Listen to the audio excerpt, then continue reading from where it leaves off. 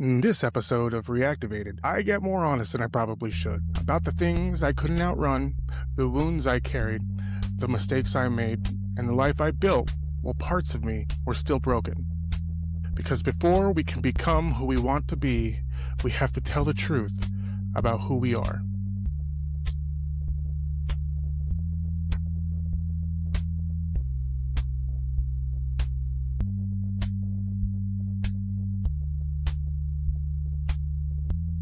In the last episode, I told you that before you can answer the question, who do you want to be?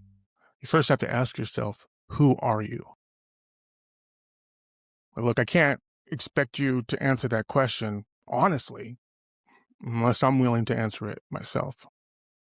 So, decided for this episode, I am going to be honest, stupidly honest about my childhood, my mental health struggles, my addictions, my mistakes in politics, my mistakes in marriage, my divorce, mistakes I'm still making.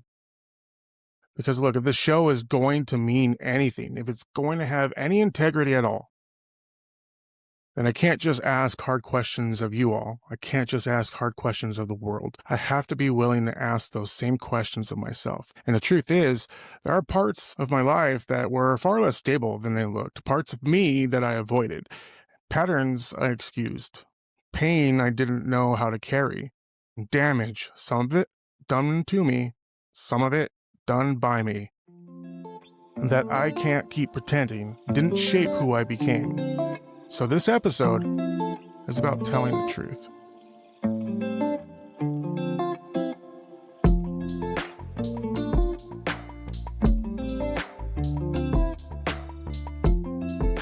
Now, my mom was 17 when she got pregnant with me. Still a senior in high school.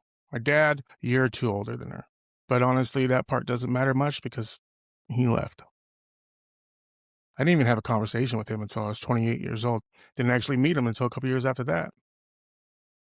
My brother was born 2 years after me. By then, my mom was 19, a single mom with 2 young kids trying to survive, and she knew she couldn't do it.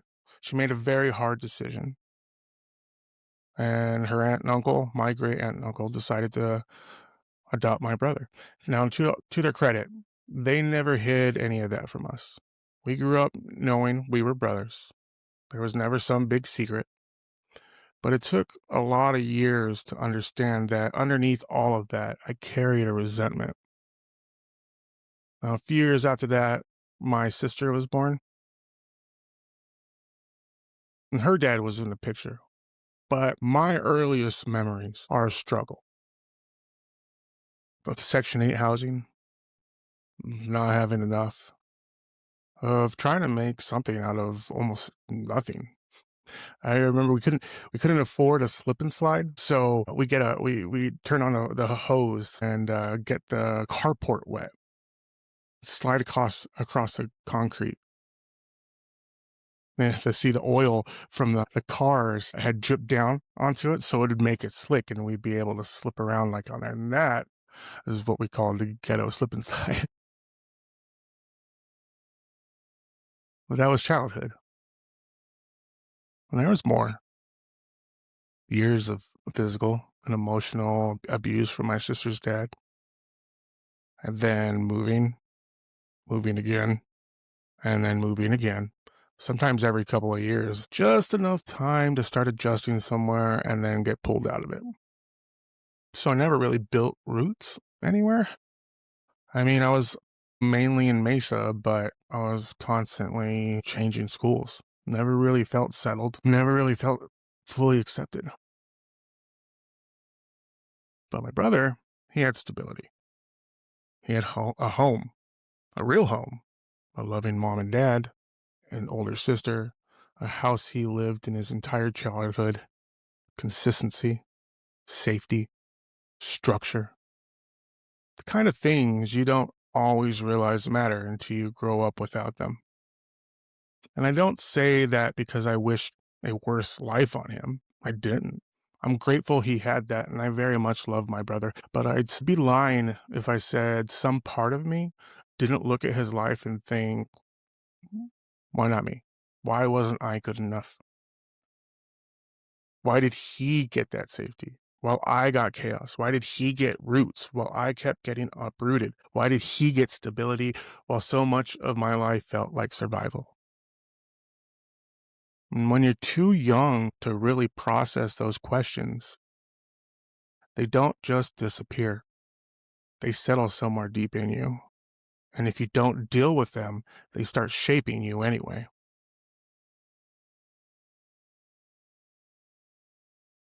At the same time, I was starting to get in trouble at school. I wouldn't focus. I distract other kids. I was restless all the time. But the truth was, I was bored.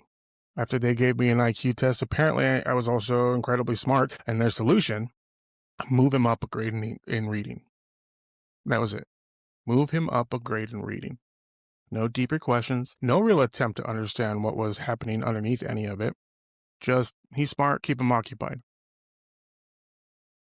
This was also around the time I started realizing that I was different. Now, I'm a fourth generation Arizonan.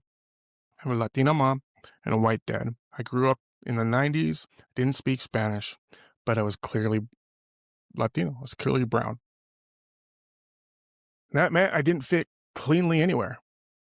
I was too brown for the white kids. I was too white for the brown kids. So I played basketball with the black kids because that was the one place where it didn't seem to matter. And I know some people might hear that and think that sounds small, but when you're a kid, that kind of thing doesn't feel small. It shapes you. So when you are always aware that you do not fit neatly into the categories other people understand, you start becoming aware of yourself in a way kids shouldn't have to. You start scanning. How am I being seen? Where do I belong? What am I to these people? What do they think I am? Once that starts, it gets inside you. Now, I remember one of the first outright racist moments I ever experienced. Third grade. We had taken some kind of aptitude test, and mine said I was suited for public service. So our teacher started going around the room, asking everybody what they wanted to be when they grew up. And when she got to me, I said, president. I wanted to be the president of the United States. And she looked at me and then she said that she thought I was setting my goals too high because of my last name. That was the message. Not because I wasn't smart enough, not because I wasn't capable, not even because I was kind of annoying, but because of my last name. And when something like that happens to you as a kid, you may not have the language for it yet, but you feel it. You feel what's being implied. You feel what's being taken from you in that moment. I moved to a different school the next year. And I remember one of the first kids I became friends with, he seemed cool. Like we clicked really fast. And I think even like the first week, maybe the second week, he invited me over to his house after school. And we were just hanging out for like 20 minutes, I think it was. And his older brother came home. He called him into the other room. A minute later, my friend came back and said, "Hey, you got to go." And I asked why. He said his brother told him that he didn't want no spick in his house.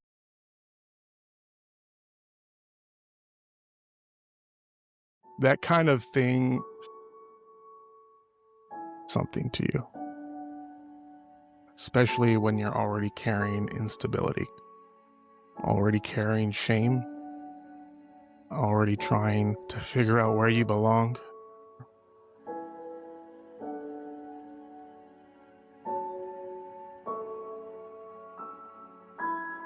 Because after enough moments like that, it stops feeling like something that happened.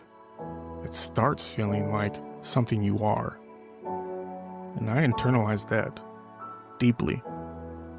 Do you know what it's like to scrub your skin so hard you're almost bleeding because somewhere in your head you're trying to clean the dirt off? Because people have called you dirty long enough that some part of you starts to believe it. That was me by fifth grade.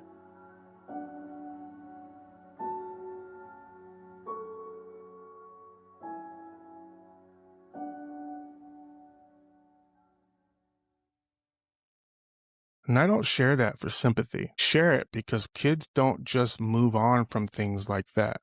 They absorb them. They build around them. They adapt to them.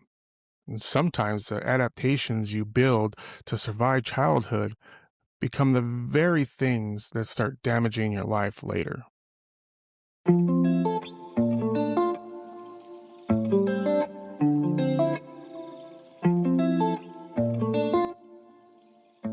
So, while I was just a little kid, I was already learning something dangerous. That I was not going to be accepted naturally. That abandonment was always somewhere close. That being cast aside, being made to feel like it meant nothing, was just going to be part of my life. And if that was true, then I was going to have to prove my worth in some other way. But I overcorrected. Because I was so affected by what was happening to me, anytime I saw something I thought was unjust, I just couldn't keep quiet. I couldn't let it go. I can't even count the number of times that I got suspended from school because I ended up in fights. Not because I went looking for them, but because I refused to stand by while somebody stronger humiliated somebody weaker. That was already in me. That instinct to step in, to confront, to push back, to fight if I had to. Maybe some of that was character, but some of it was definitely pain too. Because when you've spent enough of your life feeling powerless, you start reacting hard to anything that looks like cruelty, anything that looks like domination, anything that reminds you of what it feels like to be small and defenseless. I didn't understand until much later, much later, was that some of what was going on in me had names. When I finally started getting help as an adult, I was diagnosed with ADHD. And I was told there's a strong likelihood I'm also on the spectrum.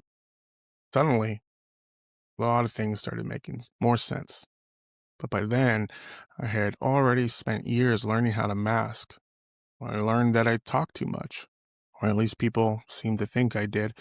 I learned that the way my mind worked could annoy most people. I learned that the safest thing to do was internalize more and more of myself. So that's what I did. I kept more inside. I let the thoughts stay in my head, and my mind never stopped. It was a constant stream. Processing, analyzing, anticipating, replaying, always moving, always scanning, always trying to stay one step ahead of rejection. And through the years of being abandoned by different people in my life, I became hypervigilant too.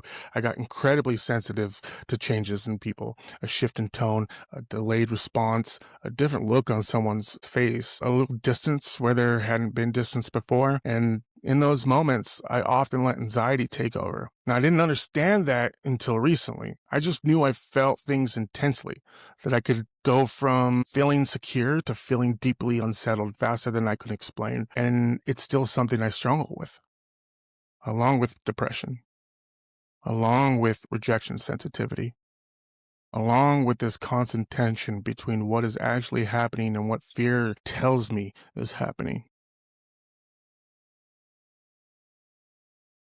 And for a long time, I really didn't have the language for any of that. I didn't know how to explain what was happening in my head. Then one day, I saw a video of an interview with Chester Bennington describe something that felt terrifyingly familiar. If you don't know who Chester Bennington is, he was the lead singer of Linkin Park. Now, he also grew up in North Phoenix in the same school district that I was in for about a year and a half. He was there a couple years before me, but I've always felt a real connection with Linkin Park's music, specifically his music. And so when I heard him say this, and I'm not quoting him directly, these are my words, but the point is basically this. When I'm with people I care about, when I'm being a parent or a friend or a partner, I'm great. I'm present, I'm loving, I'm engaged, I'm everything I'm supposed to be. Things are good. But when I'm alone, well, it's like there's this other Michael in my head. And that dude is trying to mess me up. That guy is telling me I'm not good enough, that my friends don't care. The girl I'm talking to isn't texting me back because I become too much. It takes whatever isn't certain and turns it into something cruel. And what scared me about not just someone putting words to something I have never been able to explain, what scared me was Chester said these things in his last interview before he took his own life. Hearing that forced me to confront something I had spent years trying to manage quietly. That what happens inside a person's mind can be far more dangerous than what anybody else sees. That sometimes the person doing the most damage to you is a version of you that lives in your own head.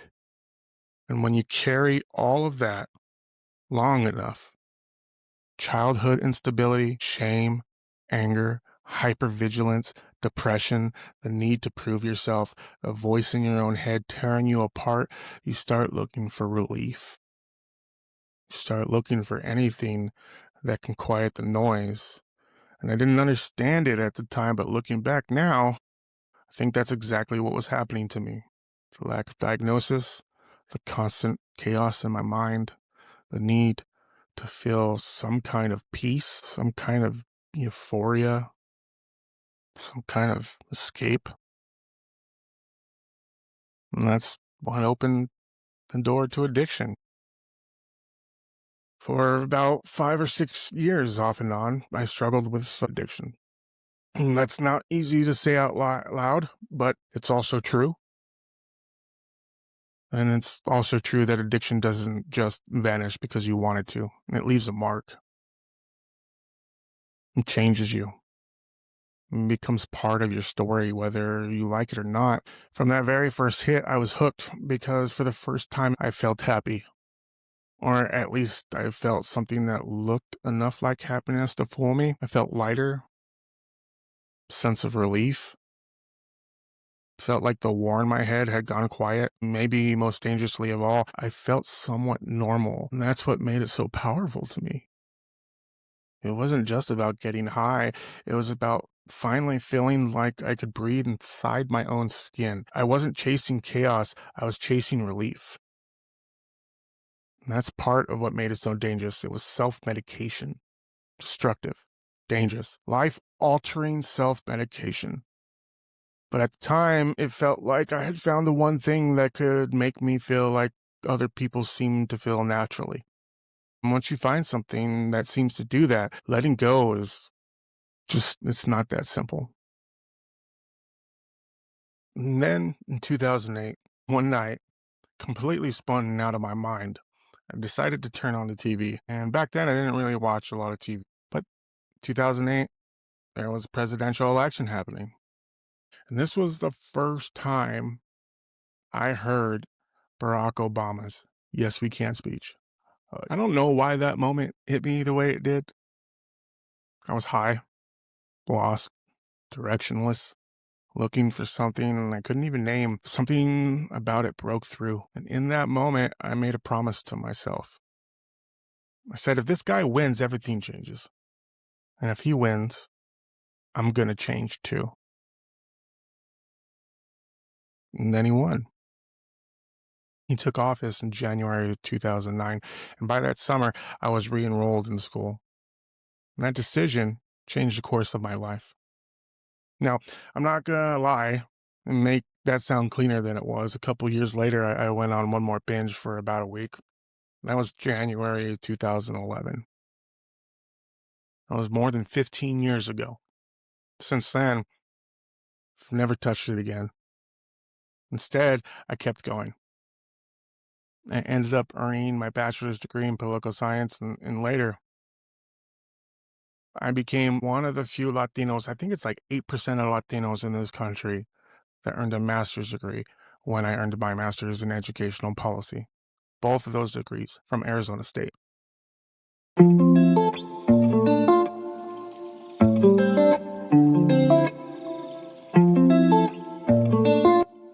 Now, politics. Politics gave me something I had been starving for: meaning, cause, a direction, a place to put all that intensity. And for a while, I thought I had finally found a community. Over the course of my time in politics, I held quite a few positions.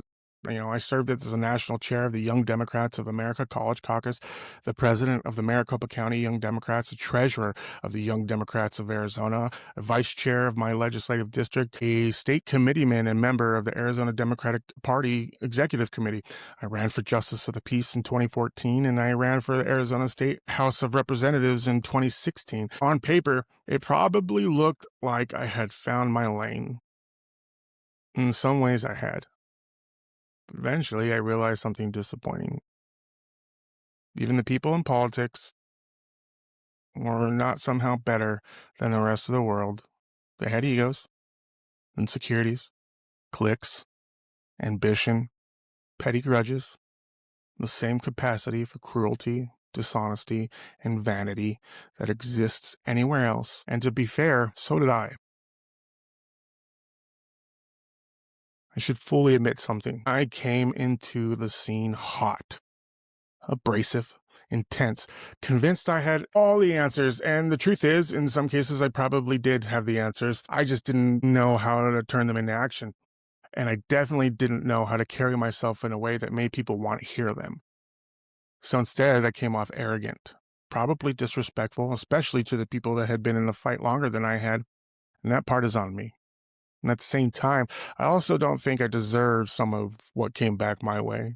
Like finding out other young Dems had group chats where they shared memes about me, having people openly lie about me, being talked about behind my back by people who smiled to my face. That stuff got to me. More than I probably admitted at the time.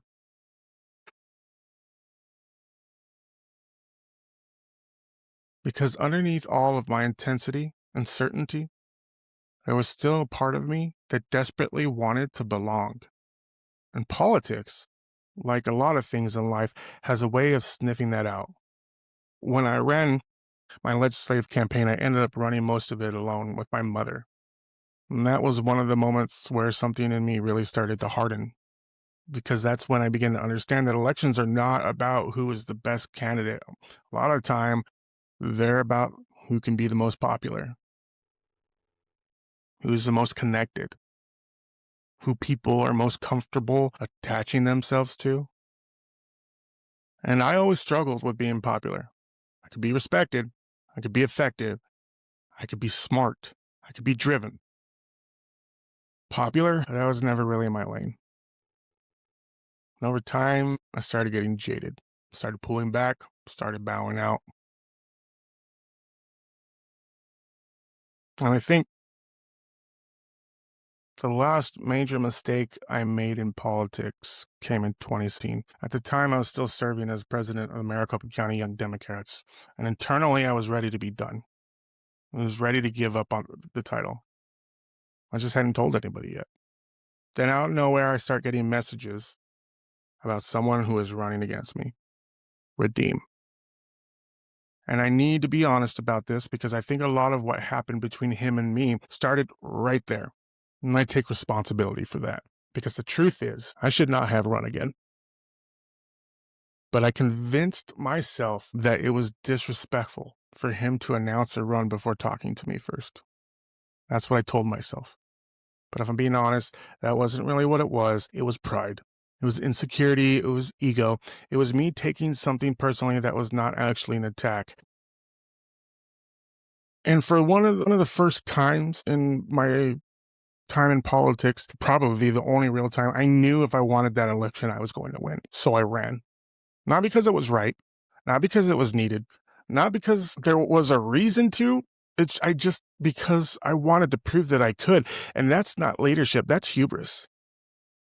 And then while the votes were still being counted, while I already knew I had won, I asked him to be my vice president, and I shouldn't have done that either. I shouldn't have run, and I shouldn't have made that offer in that moment, because what I was really doing was trying to assert control.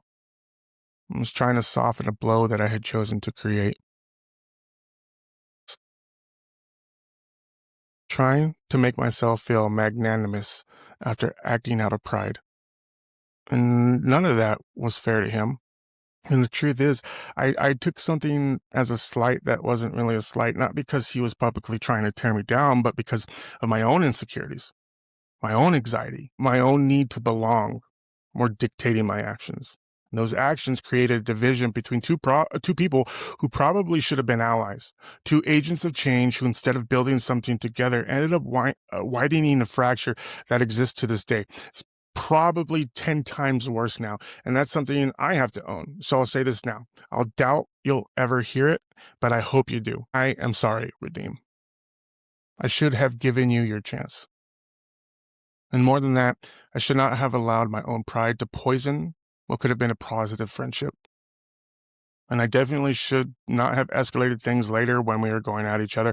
It was childish, it was ego-driven, and it was not the kind of example I would ever want my son to follow, which means it's not the kind of man that I should have been, and I apologize.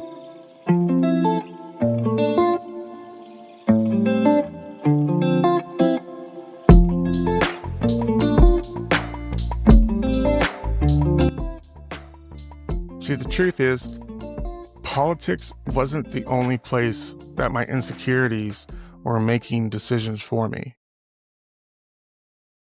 They were showing up in my relationships too. In my marriage, in the way I handled conflict, in the way I reacted to feeling unseen, disrespected, or afraid. And I want to be careful here because I'm not using this microphone to put my ex-wife on trial either. That would be cowardly and that would be dishonest. Because whatever else is true about my marriage and whatever else was broken inside of it, I know this much. I brought my own damage into that relationship. I brought my own wounds, my own fear, my own pride, my own instability, my own need for reassurance, my own inability at times to regulate what was happening inside me before I let it spill onto somebody else. And when you do that long enough, it changes a relationship. I think one of the hardest things to admit is that I didn't always know how to be at peace. Not really. I could be loving. I could be present. I could be thoughtful. I could be deeply committed. But I could also be anxious, reactive, defensive, overly sensitive, too quick to interpret something small as something much bigger. And if you spent enough of your life feeling abandoned, feeling rejected, feeling like love can disappear without warning, then sometimes you stop responding to what is actually happening. You start responding to what you fear is happening. And those aren't the same thing. That was a problem for me. Because if there was distance, I felt danger. If there was criticism, I heard rejection. If there was frustration, I felt shame. If there was a change in tone or a delay or a shift I couldn't quite explain, my nervous system would light up before my rational mind ever had a chance to catch up. And when that happens, you don't always act from maturity. You act from fear. You act from old pain. You act from the younger version of yourself that is still trying not to be left. And that younger version of me was still making too many decisions. I didn't understand that at the time. I just thought I was intense or passionate or misunderstood, trying hard to fix things. But looking back, I can see that a lot of what I called intensity was really anxiety. A lot of what I called conviction was really fear. A lot of what I called standing up for myself was really me trying to control a situation before it hurt me. And that's not the same thing as strength, because strength is steady. Strength knows how to listen without immediately turning everything into a threat. Strength knows how to stay in the room emotionally. Strength knows how to hear hard things without collapsing into shame or rising up into defensiveness. And I was not always good at that. There were times I took things personally that were not meant as attacks. Times I escalated instead of de-escalating. Times I let my own hurt distort what was actually being asked of me. Times I wanted grace for pain while not always knowing how to extend that same grace to the person in front of me. And that does damage. Because marriage is not just about love. It's about emotional safety. It's about consistency. It's about whether the other person can trust your reactions, trust your presence, trust your honesty. Trust that when something hard happens, you're going to help carry the weight instead of making the weight heavier. And I have to own that there were times I made things heavier. Not always because I meant to, but impact is not erased by intent. And that's one of the hardest lessons I've had to learn. I think for a long time, I wanted to be understood more than I wanted to understand. I wanted people to see the pain in me, to recognize the pressure I was under, to appreciate how hard I was trying. And there were times when I was trying, really trying. And there were times when I did love deeply. But loving someone and loving them well are not always the same thing. That is a brutal truth that too many of us are not able to face. Because you can feel sincere. You can mean a lot of what you say. You can genuinely care and still create confusion. Still create instability. Still leave the person you love feeling alone inside the relationship. And that's not an easy thing for me to say, but it's true. And if I'm gonna be honest about my divorce, then I have to say more than just, well, it hurt. Divorce hurts. We know that. It tears at your identity, your expectations, your idea of who you thought you were going to be, and it forces you to look at the life you built and admit that something deeply important did not hold. But pain alone is not the whole story. The harder part is admitting that I was not only wounded by the end of my marriage, but I was also responsible for some of the wounds inside of it. Not all of them, but some of them. And the ego hates that kind of sentence. The ego wants nuance immediately. The ego wants to explain, to qualify, to say, but healing usually starts somewhere simpler than that. It starts with a willingness to say, I was not the man I needed to be. Not consistently. Not in every way that mattered. Not in the ways that would have required the most discipline, the most humility, the most emotional maturity. And that sentence extends beyond marriage too, because the same insecurities that showed up there were also showing up in other relationships, in the way that I attached, in the way that I sought reassurance, in the way that I interpreted silence, in the way I sometimes looked into another person to settle things inside me that never really were theirs to fix. And that's unfair. It puts pressure on people that they were never meant to carry, and it asks another human being to quiet a war inside you that only you can learn how to face. And when they can't do it perfectly, and trust me, they can't, start feeling disappointed, threatened, unseen, unloved.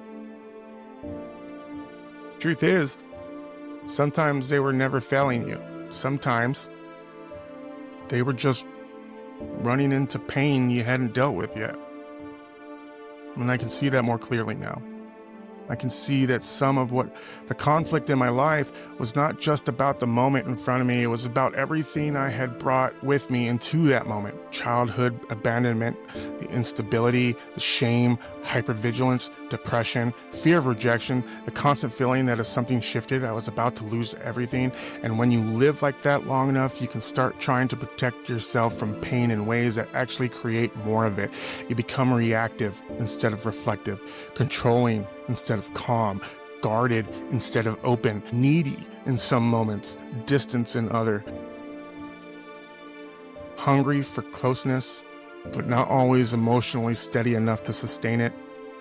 That contradiction was in me, and it hurt people. including people I loved. And that is something I have to own too, because if I don't own it, then all I'm really doing is turning my life into a story where I'm always the one things happen to. It's not the truth. It's not the truth for any of us. Some things did happen to me, yeah, that's real. But I also made choices. I also reacted badly, escalated unnecessarily, let my fears and insecurities drive behavior that did not reflect the man I wanted to be. And if this show is going to stand for anything, it has to stand for that kind of honesty.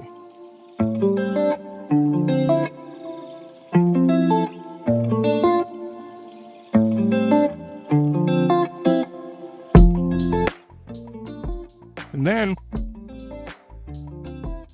there's fatherhood. Because if there is any place in my life where all of this became impossible to hide from, it was there. Not in politics, not in marriage, not reputation, fatherhood. Because once you have a child, your life is no longer just your life. Your patterns do not stay private. Your pain does not stay contained. Your instability does not stay yours. It reaches them. Maybe not all at once. Maybe not always in obvious ways, but it reaches them. And that terrified me because I love my son more than I know how to put into words. More than politics, more than achievement, more than image, more than any version of success I ever thought I was chasing. He matters more than all of it. And one of the most sobering realizations of my life has been this, that loving your child deeply does not automatically mean you are giving them everything that they need. Love matters, yes, it matters enormously. So does stability, regulation. So does honesty. And so is being present. So does the ability to carry your pain in a way that does not become their burden. That part forced me to look at myself differently. Because I started realizing that kids do not learn the most from what we say. They learn from what we model. They learn from how we handle frustration, how we handle disappointment, how we recover from our mistakes, how we speak to people, how we carry stress, how we love, how we apologize, how we tell the truth, how we tell the truth. And that means fatherhood is not just about whether I love my son. It's also about what kind of man he sees when he looks at me. That is a much harder question because I do not just want him to hear me talk about character. I want him to see it. I do not want him to hear me talk about accountability. I want him to know what it looks like. Do not just want him to hear me say that honesty matters. I want him to grow up watching a man who is willing to tell the truth even when it's uncomfortable, especially when it's uncomfortable. And that changed the stakes for me because before I was a father, I could still lie to myself in certain ways. I could tell myself I had time. I could tell myself I would deal with things later. Problem for future Michael. And tell myself that my damage was mostly my own. But once you become responsible for another human being, especially one who looks at you like you are teaching him what the world is, later starts to feel dangerous because now your unfinished work has an audience. Now your habits have a witness. Now the things you avoid confronting are not just shaping you, they're helping shape him too. I could not live comfortably with that. I do not want to hand my son confusion where I should have modeled clarity. I do not want to hand him fear where I should have modeled steadiness, and I do not want to hand him cynicism when I should have modeled courage. And I do not want him learning without anybody saying it out loud that being a man means being emotionally shut down, internally chaotic, prideful, defensive, or unwilling to face yourself honestly. I want more for him than that. And if I want more for him than that, then I have to demand more from myself. That does not mean I have to suddenly become perfect. I'm far from it. Still struggle, I still get anxious. I still overthink. I still feel the pool of old wounds. I still catch myself reacting from insecurity instead of wisdom.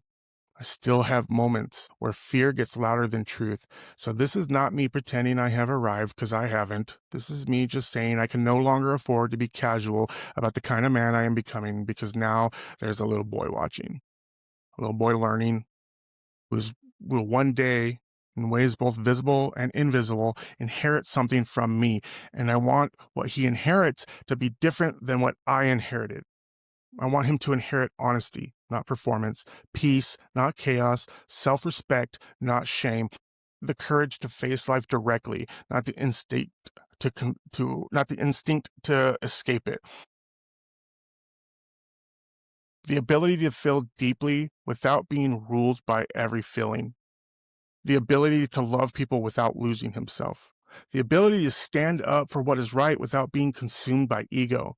And I want him to know that strength is not domination. It's not arrogance. It's not who can be the loudest, hardest, coldest, or least affected.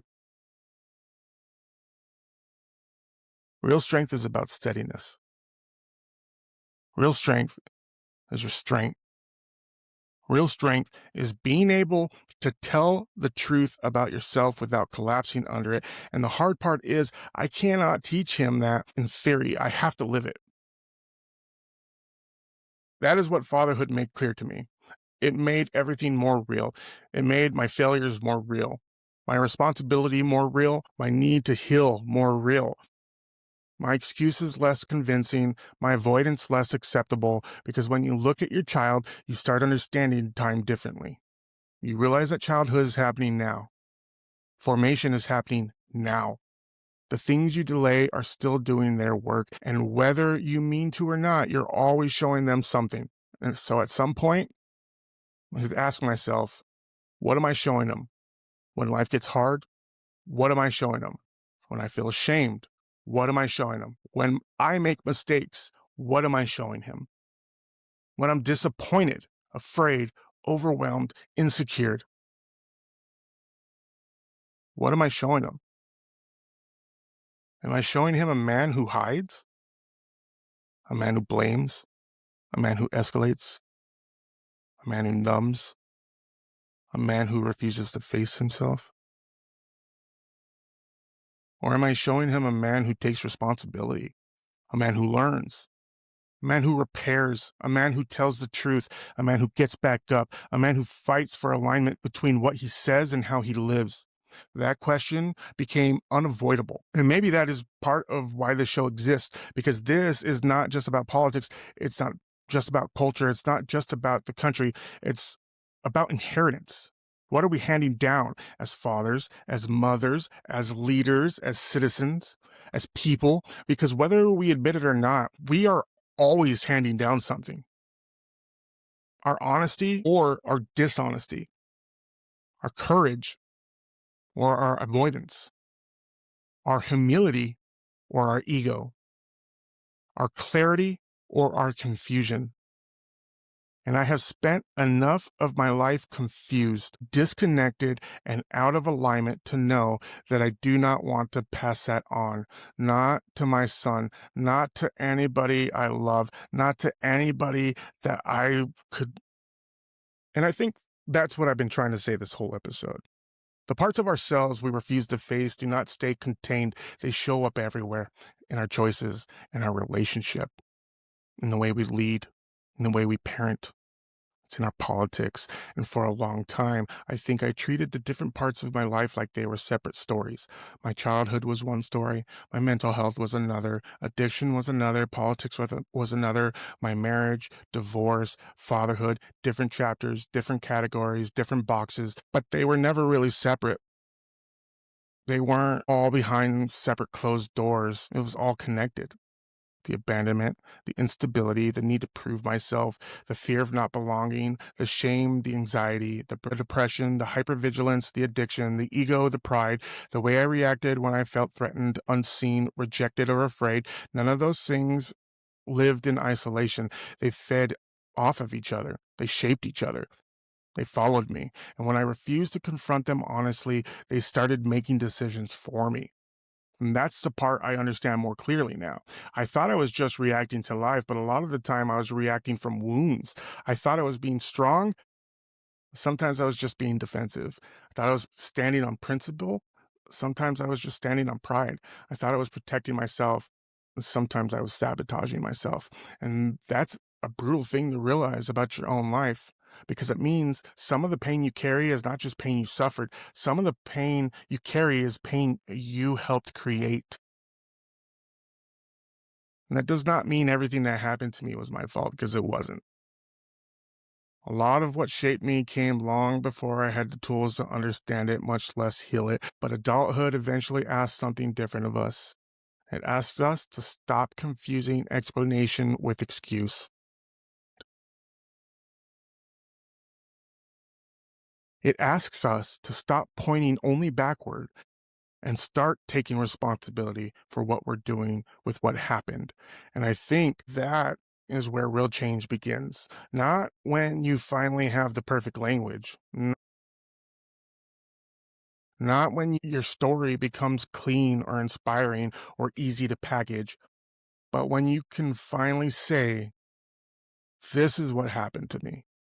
This is how it shaped me. This is how I let it distort me. This is what I am responsible for now.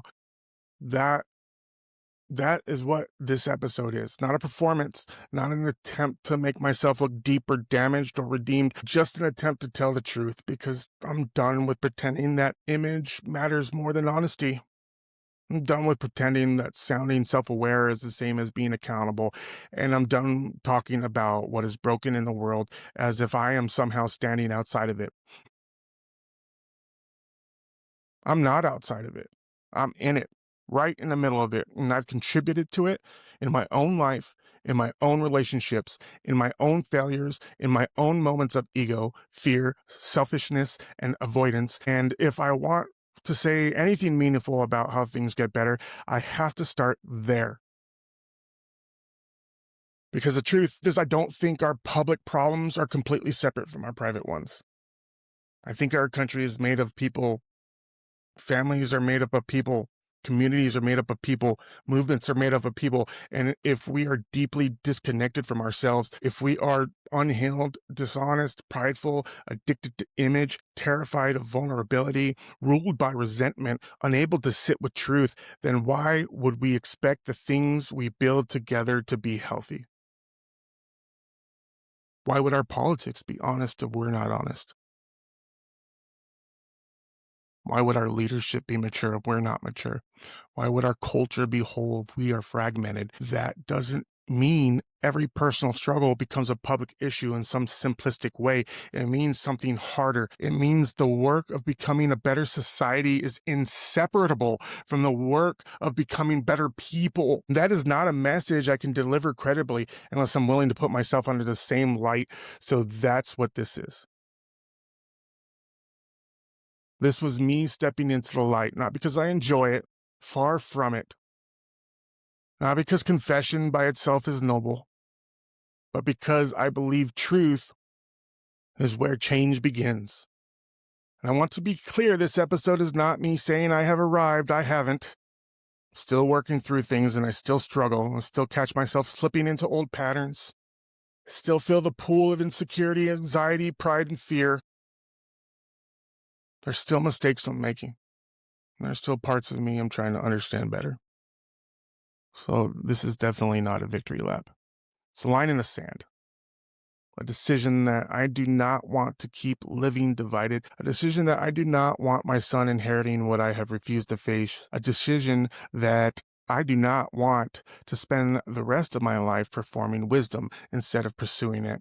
If this show is going to mean anything, it has to be built on that. Not certainty, not image, not pretending I have all the answers, but honesty. Honesty about who I've been. Honesty about what shaped me. Honesty about where I failed. Honesty about what I'm trying to become. Because before we can answer the question, who do we want to be? We have to be willing to tell the truth about who we are. And that truth is not always going to be flattering. Sometimes it's painful. Sometimes it's humiliating. Sometimes it forces you to grieve the person you thought you were. But it's still the starting point. So that's where I'm starting. Not as a former politician, not as someone trying to rebuild an image, not as someone pretending to be healed, just as a man trying to tell the truth. A man trying to become more honest, more grounded, more accountable, more aligned than he has been before. A man trying to make sure his son sees something better in him than confusion, ego, and unresolved pain. A man trying to figure out what it actually means to live with integrity. And maybe that's the work. Maybe that's the work for all of us. Stop hiding behind our roles, our tribes, our politics, our pain, our excuses, and to ask with as much honesty as we can bear, who am I really? What has shaped me? What is still driving me that I haven't faced? What am I passing down? And who do I want to become from here? That's the question. And from here on out, that's the journey.